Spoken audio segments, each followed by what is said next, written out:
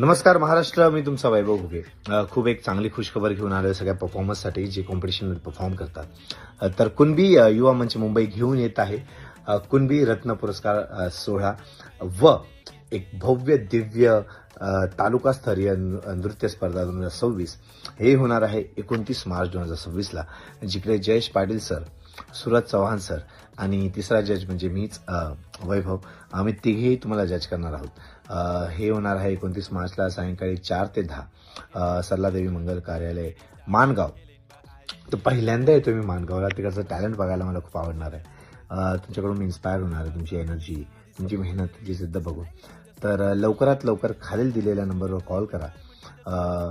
Solo असेल, duet असेल, group असेल तर कॉल करा आणि डिटेल्स सगळे मागून घ्या.